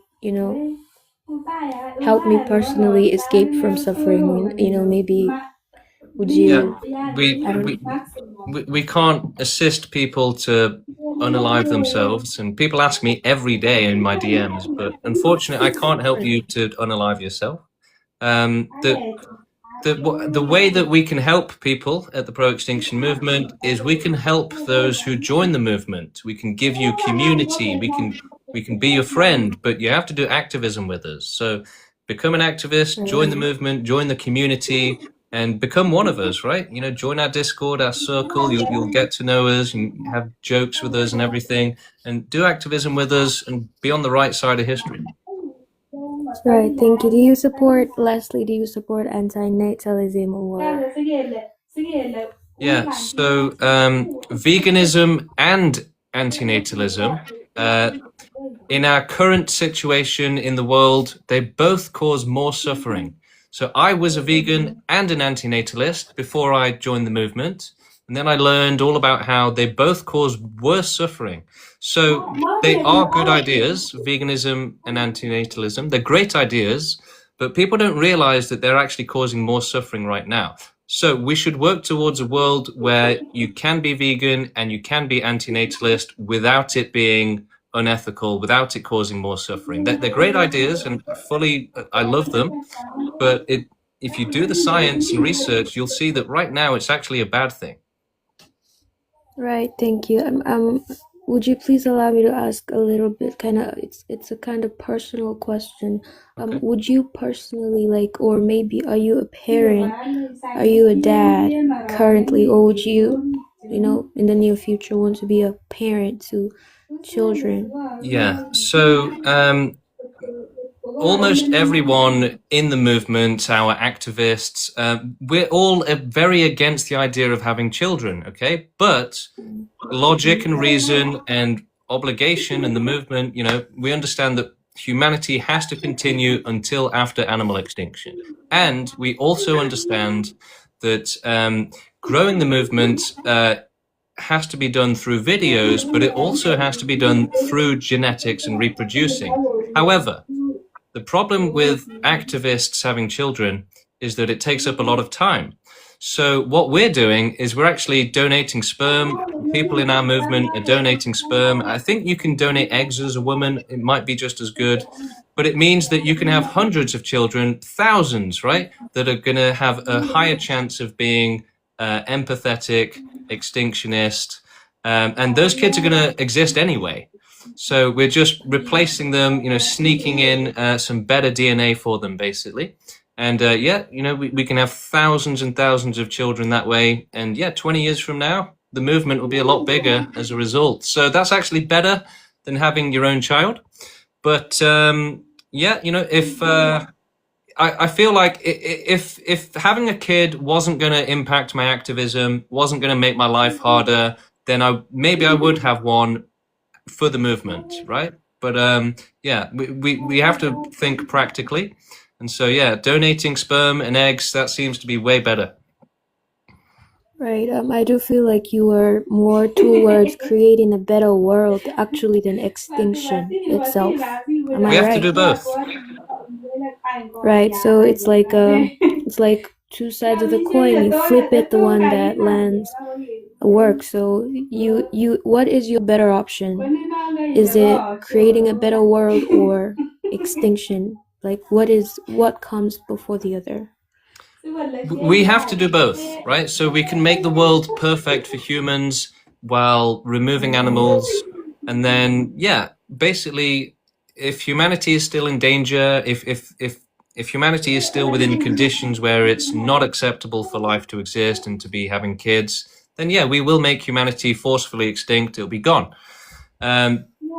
So it has to be useful, helping animals, and then we can make humanity go extinct. But there is an exception. Okay, so our movement does allow for life to exist if it's in perfect conditions. So our standard, the standard that life deserves, is to only exist when there's no danger, no chance of having a really bad life. And so really for us that means heaven, right? Engineering, using technology and science to create what would effectively be heaven, right? Where there's literally, it's impossible for anyone to have a bad time, okay? Like it's completely physically impossible.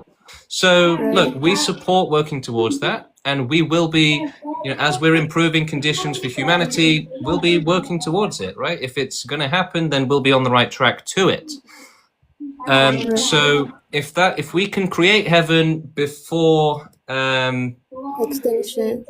Yeah, so while humanity is still useful, we get to exist, right? And so we shouldn't exist if we're still in danger, so then we'll be gone. But if we get lucky and before we need to go extinct, we manage to make heaven, then we can stay alive. And there's also another exception to this, which is that if we have AI and robots carrying on the mission, extinction, let's say there's no life, no humans, no animals, these robots are, going out through space and they're, preventing life from developing on planets. These robots will have the ability to make the decision, right? Oh, look, we've created heaven now. It's finally safe for life to exist and they can be happy. Let's force some new life to exist and shove it into heaven, right? So right now we need to get as much life out of hell as possible, get it all out, zero life in hell. And then if heaven ever exists, then we can get as much life into it as possible. Right, thank you. I'm really asking the last question now. There's a lot of war tension on the earth right now, in the world. There's a lot of war tension and there's a lot of rumors about the outbreak of an apocalypse, another world war. If that was to wipe the entire humanity and the entire, existence with that, and maybe leave, perhaps you find yourself in a survivor of an apocalypse, like how would that sit with you? If I was a survivor, yeah, I mean, the survivors would always still be fighting for extinction, even in an apocalypse, because there's still going to be animals, they're still going to be suffering for billions of years. And, the last asteroid that hit the planet had the power of 1 billion nuclear bombs, okay? And it still didn't cause total extinction. So, yeah, if we survived, we'd still be fighting to eventually cause extinction, even if, if we had to take thousands of years just to rebuild society, we'd still be doing it eventually to cause extinction. Right. Thank you so much for bringing me on. You have a lovely evening. You too. Thank you. The thing is that the morality, the ethics of the movement is always going to come back to maximum prevention of suffering, maximum safety from being born into danger, maximum prevention of life existing in unsafe conditions, imperfect conditions. And so, if there was like 10 people left on the earth and there were still some animals, then we'd be like, right, don't know how we're going to do it, but eventually we need to cause total extinction. Don't get me wrong, it'd be hard probably to kind of prioritize that if you were in an apocalypse, but I feel like we probably would. Yeah. It would certainly be challenging. All right, that's it for today, guys. That's it for today. Thanks for joining. I've got to get going, so I'm free all day tomorrow. So I'll probably be streaming tomorrow. Follow my channel, check my videos, and join the movement. You can click on the website on my profile. You can read about us and scroll down. On the bottom of the website is the links to our Discord and WhatsApp. Start doing activism with us. Start fighting for a suffering-free world. If really, there's no way it's going to happen unless we fight for it actively. You can't just hope it's going to happen. That's unethical, right? You're leaving it to chance. And you can't go after the pleasure and hope that that's going to help the sufferers. That's unethical as well. You can't ethically try to be like, oh, we need to get them pleasure so quickly, right? You're never going to do a responsible job like that or be an ethical person. These pleasure seekers, they don't care about the victims, right? There could be a field full of children screaming and they'll still be playing on their Game Boy because they're like, well, no, pleasure, what about the balance, right? So the pleasure seekers are never going to abolish all suffering, ever, right? Never. We have to do it. So join the movement, do it with us. There's not many of us, right? So yeah, we need you. We need everyone. Join the movement, do activism, peaceful activism with us, legal and peaceful activism to grow the movement and get more people in until we have enough people to carry out total extinction. We probably have to take over the world. We might be doing that with AI. We might do it with a revolution. We might do it through politics and work our way up and then do it. We're working on all different angles. We have to for the sake of the sufferers. So join us in this mission, contribute your ideas, your time, your resources, help us, grow the movement, develop the movement. If you've got ideas, bring it on, right? Get on board. All right. Peace out, everyone.